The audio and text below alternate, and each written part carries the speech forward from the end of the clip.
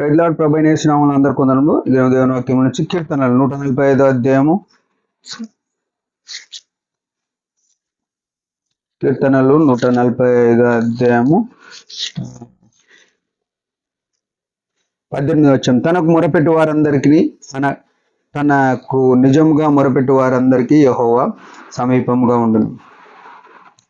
ప్రియమైన వాళ్ళరా, ఈ దేవుడు మొరపెట్టేటోళ్ళందరికీ సమీపంగా ఉంటానని చెప్తున్నాడు. మొరపెట్టువారు తనకు మొరపెట్టడం అంటే యేసు రక్తంతో కడుగబడిన తర్వాత ఒక విశ్వాసి ప్రార్థన జీవితం కలిగి ఉంటేనే వర్ధిల్లడం అని జరుగుతుంది. ప్రార్థన మనిషిని బతికించేదిగా ఉంది. ఒక అన్నం తినని మనిషి ఎట్లయితే బలహీనుడైపోతాడో, ప్రార్థన చేయని వ్యక్తి కూడా బలహీనుడైపోతాడు. అందుకే ప్రార్థన అనేది గొప్ప బలంనిస్తుంది.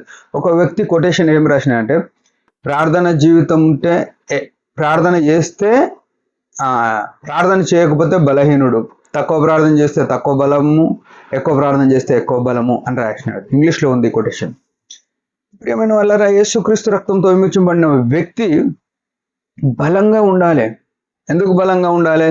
ఈ లోకము ఒక క్రైస్తవుని మీద దాడి చేస్తూ వస్తుంది. ఎందుకంటే యేసుక్రీస్తు ప్రభు ఈ లోకంలోనికి వచ్చినాడు, సర్వ మానవాళి పాపం కొరకు ఆయన ప్రవచనం ద్వారా వచ్చినాడు, తన సంకల్పం చొప్పున వచ్చినాడు.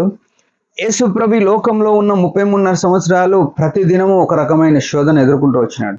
ఎప్పుడైతే యేసుక్రీస్తు మార్గమును, యేసుక్రీస్తును దేవుడుగా అంగీకరిస్తామో, యేసు ప్రభుకి ఎట్లాంటి శోధనలు వచ్చినాయో అంతకన్నా ఎక్కువ శోధనలు మనకు వచ్చేట్టుగా ఉన్నాయి.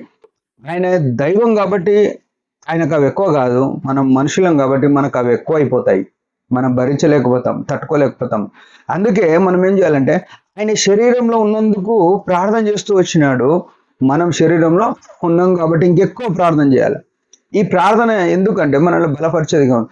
ఈ యాత్రలో సాగాలంటే బలం లేకపోతే ఓడిపోతాం, తప్పిపోతాం, నశించిపోతాం. ఈ ప్రార్థన ఏం చేస్తా అంటే మనల్ని నిత్యం రాజ్యం వరకు, లేకుంటే ఆయనతో ఉండేంత వరకు, ఈ మరణం దాటించే వరకు ఆయన తోడుగా ఉండేవాడుగా ఉన్నాడు. రక్షణలోకి వచ్చిన వ్యక్తి ఈ మరణం దాటే స్థితిలో ప్రార్థన లేకపోతే బలహీనుడైతాడు. యేసు ప్రభు ఏం చేసినాడు? యేసు ప్రభుని ఎందుకు ప్రార్థన చేయాలంటే ఆయన బలవంతుడు. ఆయన ఎంత బలం ఉన్నదంటే అపొస్తలుల కార్యం 2:24 ఉంటుంది, మరణము ఆయనను బంధించుట అసాధ్యము అని ఉంది. ప్రియమైన వాళ్ళరా, ఈ ప్రపంచంలో అరిస్టాటిల్ లాంటి తత్వవేత్తలు ఎంతోమంది ఉండొచ్చు, అలెగ్జాండర్ ది గ్రేట్ లాంటి వారు, మొహమ్మద్ గోరి లాంటి వారు, ప్రపంచాన్ని జయించిన బలమైన వారిలో. కానీ ఈ మరణం అనే దాంట్లో చూడండి, మైకేల్ జాక్సన్ ఏమి, ఇంకెవరు, చాలా బ్రూస్లీ, ఇట్లాంటి బలమైన చాకచక్యంగా విజయశాలులుగా తమ పనిలో నిలిచిన వాళ్ళు వీళ్ళు ఏమైనారంటే మరణం దగ్గర ఓడిపోయినారు. మరణం అనేది వారిని మింగేసింది, కాలగర్భంలో కలిపేసుకున్నారు. కానీ యేసుక్రీస్తు ప్రభు ఎంత బలవంతుడు అంటే ఈ మరణము ఆయనను బంధించలేకపోయింది.